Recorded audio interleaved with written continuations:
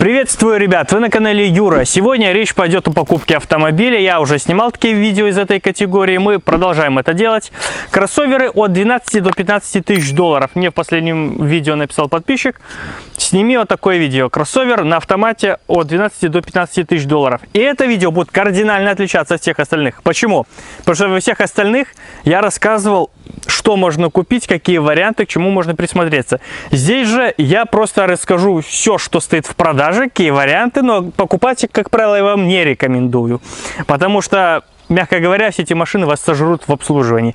Конечно, можно ездить, пока заводится и едет, но это отдельная тема разговора. Но для начала небольшое отступление, реклама. Вы сами прекрасно видите на фоне, какой машины я стою. С ней будет пара видео, но не таких особо серьезных, не замысловатых, но кому-то эта информация будет полезная, я надеюсь на это. А кто-то может сказать, что псих, деньги некуда девать, просто деньги потратил на машину, то есть в никуда. И по Audi A4 сейчас уже стартанула 4-я серия. Я не знаю, зайдет она, не зайдет, она вот только что опубликована.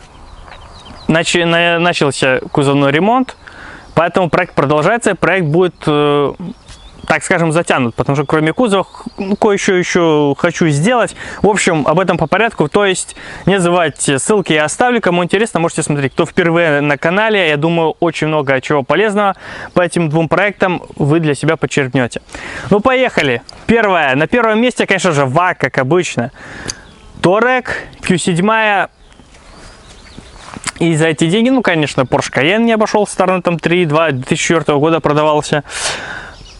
Эти варианты можно смотреть. Touareg и Q7, я имею в виду 3-литровые дизеля, стояли в продаже, но пневма по-любому, но есть варианты, где пневму выкинули, поставили пружины. Но все равно замена цепей ГРМ, это уже ориентировочно 2000 долларов. Никто этого не делал. Сколько я снимал машин? Audi 6 C6, там все заменено, там на тот момент ушло, там прошел год, даже больше, полтора года прошло, тогда ушло 1750 долларов, сейчас это будет дороже. Никто этим не занимается, то есть при покупке сразу нужно менять масло в коробке, то есть обслуживание ходовая, вас машина просто сожрет, просто на обслуживании вы можете выложить еще 3-4 куска, и эти 13-14, за которые не стоят, для вас могут обратиться в 18-19 по нормальному. Можно ездить и хрустеть, встать где-нибудь на дороге, как обычно по закону подлости, будете куда-нибудь спешить, машина заглохнет, встанет, будет гирлянда на приборке, и вы ничем ее не заведете, только если тянуть ее. На втором месте Santa Fe 2. Такой замученный один стоял, потому что они уже подороже в хорошем состоянии. Но можно искать рестовый компромиссный вариант, в принципе, можно брать. Но, опять же, тем не менее, нужно ответственно подойти к выбору. И все равно, как ни крути, на 17 станет. 16-17 тысяч долларов. Если вы даже за 12 якобы найдете отличный вариант, хотя отличный вариант вы найдете за 15, за 16. Плюс вложить, поменять масла, фильтра, прокладки туда-сюда, и вы уже в нормальную сумму влетаете. Особенно теперь с подорожавшими запчастями и обслуживанием.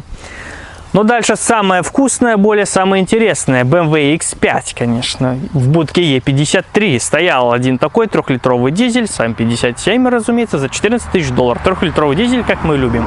И стоял 3-литровый бензин E70, тоже за 14 тысяч долларов. 2007 года, по-моему, если я не ошибаюсь, но оба черные. По большому счету не надо брать ни то, ни то, потому что если вы хотите брать машину в отличном состоянии, полностью, чтобы было обслужено, конечно, нужно вкладывать деньги. Но по мне вообще лучше уже E70, он выглядит посовременнее, машина посвежее, да, он не новый, ему тоже 15 лет, но он хотя бы свежее выглядит, уже покрасивее, да и вообще машина посимпатичнее, чем 53-я будка.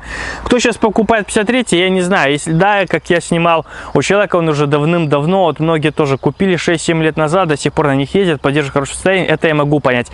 Но сейчас покупать практически там 17-20-летний такой кроссовер с постоянным полным приводом, тоже и автомат нужно обслуживать, и двигатели уже совсем другая кухня, совсем другие затраты. И покупать E53 за 12-15, мне, честно говоря, жалко денег. Я не знаю, кто эти люди, они там по бумеру ностальгируют, по этим всем криминальным фильмам, там, а-ля 90-е, ну, не знаю, это отдельный свой мир, я не хочу их оскорблять, но когда я вижу 53-ю будку, и там едет парень, там, 18-25, там, до 30 лет, мне это вызывает смех, честно говоря. Когда я вижу номер свежий именно, что вот недавно куплен, там, ну, серия номеров. Если уже там машина давно, там, от отца осталась, либо у человека давно, я еще могу понять. Но сейчас покупать, ну, нету никакого смысла. Ищите E70, и то тяжело его найти. Ну, а дальше Mercedes ML 164 2006-2007 года стояла 2 ML с 3.5 бензином V6, ребят. И хотя я ML не снимал, Touareg, Q7, X5, 53-й будки с Santa Fe, все, что называл до этого, есть на канале, есть обзор на эти автомобили, я их снимал, плейлист я ставлю. Но что касается ML 164, к сожалению, я не снял. Был только GL-ка, 3-литровый дизель поновее, 2013 года. ML не попал, но было видео обслуживание, ремонт ML именно с таким двигателем. Снимал примерно год назад такое видео, там где капиталили такой вот 3.5, который 100%, если вы купите на угад, без особенной истории, вам придется по закону подлости откапиталить этот двигатель. И это вышло по сумме тогда 7 примерно тысяч долларов. Откапиталить такой мотор. И машины ML 164 примерно таки начали, сейчас они подорожали, но год назад они стоили от 6700, 7500 и 7000 долларов стоит капиталка. Так что почему я их и не рекомендую покупать? Ну, можно искать 3-литровый дизель, у М642 дизель, да, там поездите, но тоже пневма, масло в коробке, потому что никто это не делает, никто не промывает гидроблоки, всем пофиг, едет пока едет, пинки, рывки, пофигу, едет и едет, все. Станет, повезем на эвакуаторе, называется. Всегда по классике поворачиваешь ключ, гора ошибок, все, блин, все гирлянды светится, классика жанра, но можете присмотреться, если интересно. Далее идем.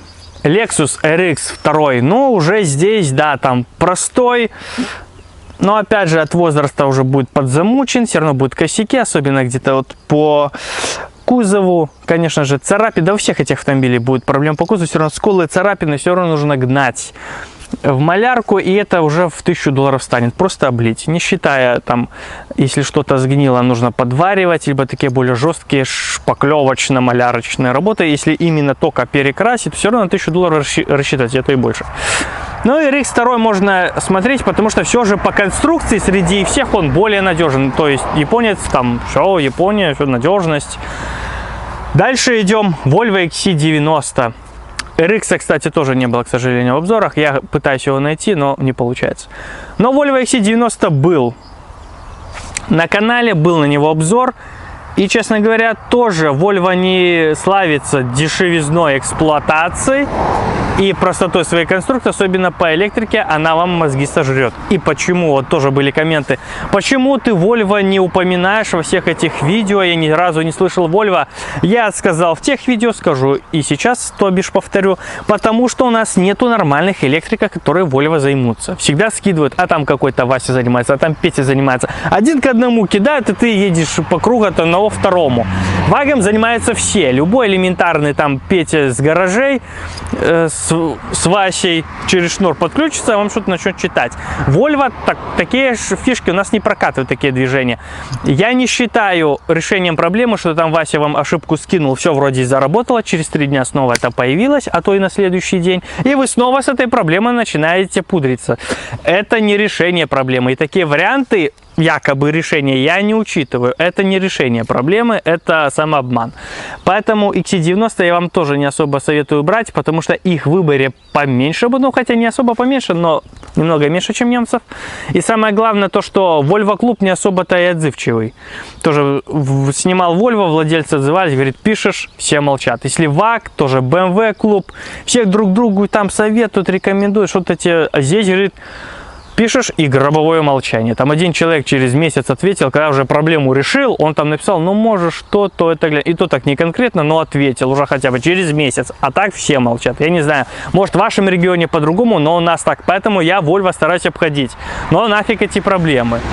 Да, есть вариант, там шанс, что якобы кто-то по срочной продаже будет продавать более-менее машину, вы схватите, но это все уже исключение из правил. Все равно Volvo, я считаю, лучше обойти. Да вообще весь этот список лучше обойти. Ну вот и все, из этого списка я не вижу смысла покупать и ностальгировать на 20-летних кроссоверах, потому что они вас сожрут по обслуживанию. И что вы хотите показать, ну, честно говоря, я не понимаю. Я сейчас ехал сюда на съемку, стоял X53 с 3-литровым дизелем, если верить шильдикам. Весь капот тоже в жуках, под заметом затерт и... С баллончика закрашенные, с 20 шагов это замечаю. Но, как правило, молодой парень в очках садится. О, X90 поехал черный. Но, видимо, рест он уже будет подороживать за 15-шку, вы такой не купите. И тоже садится молодой парень, уже все, очки сразу, музыка, поехал. Ну, блин, кому хотите показать это что-то, блин. Перед противоположным полом, да они уже давно знают, что это старая машина. Блин, чего вы хотите понтануться? Все равно уже, если хотите для этих целей, уже хотя бы Е70 надо. А если вы хотите наслаждаться машиной, у которой уже пол-ляма пробег, покупая сейчас 16, даже в 2006 году закончили их производство, и им сейчас будет 17 лет. 17 более лет, уже 500 000 они накатали, а то около этого. И даже 3-литровый дизель, там все, блин, идеально. Постоянный полный привод, 400 крутящего момента на 4 колеса. Это динамика в среднем динамика, даже моего B4, который у меня был, если кто-то помнит, смотрел канал, это вот динамика B4. С 1.9 TDI-шкой, на механике, на переднем приводе, вот, блин, сопоставимая динамика вашего X5. О чем тут говорить и о чем тут спорить, я не понимаю. В любой там, блин, 1.4 пола седан вас дернет нафиг со светофора, потому что DSG щелкает передача, как булочка, 3 передние передачи короткие, вы... Вас будут разносить просто. Вы БМВшник, и вас разносит Б-класс. Поэтому не надо понтоваться. За эти деньги есть машины попроще. Да, не БМВ, но достаточно динамичные, экономичные. И то тоже подарит удовольствие. Потому что старые развалившиеся БМВ, которые нужно обслуживать, а удовольствие особо не доставит, только разочарование, потому что к затратам нельзя привыкнуть никогда, они всегда раздражают, и всегда их боишься. И плюс еще эти 12-15 тысяч долларов, которые я перечислял, спокойно превращаются в 20-22, если все восстановить, довести до ума как надо, как я люблю, в принципе. Если ездить пока ездит, пока она не встанет, ну, тут уже да. На ваше везение, на тот вариант, который вы купите, с иконами, с молитвами, может, она еще поездит. Ну, так, более-менее обслуживая, все равно так вот по мелочи, то все равно 3 куска вы еще сверху положите на это все. Ну, как я и говорил, нету смысла ничего покупать из этого списка, потому что, ну, сожрут вас эти машины обслуживания, и вы половину стоимости, а то еще одну такую стоимость можете просто закопать в эту машину. Но если для себя, для проекта, то это обоснованно. А если ездить повседневно, нет никакого смысла. Если покупать, то только вот CD-класс, не обязательно ВАГ, там французы, неважно, Ford Mondeo какой-нибудь там, либо Focus, если C-класс. Потому что 1.6, 1.8 двухлитровый двигатель, бензин либо дизель, неважно, они все равно будут подешевле, чем V6. И более объемные там цепные двигатели, где все равно цепи гремят, натяжитель, успокоитель нужно менять. Там обслуживание дороже, постоянные полные приводы, раздатка, это тоже требует вложений, там, особенно если пневма в машине стоит. Поэтому... Все равно покупаете, я считаю, лучше D-класс, либо какой-нибудь паркетник более современный, на подобие Sportage, там, ну, Duster уже не особо людям нравится, там, Крета, что-нибудь вот такое, Кашкай, что более компромиссно, да и зачем вам по городу постоянный полный привод. Ну, старым немцам хотите понтоваться, но если понтуетесь, ну, вот вам список, пожалуйста. На этом все, спасибо большое, что смотрели, смотрите... Вскоре будет видео по B6, по Audi A4 сейчас уже выходит видео. Мы будем продолжать снимать эти проекты. Я надеюсь, вам будет полезно и интересно. Спасибо большое за внимание. Если интересна вам эта тема, я сниму, может, внедорожники, компакт-кроссоверы за такие же суммы. И можно и дороже еще снять. Пишите в комментах. Счастливо!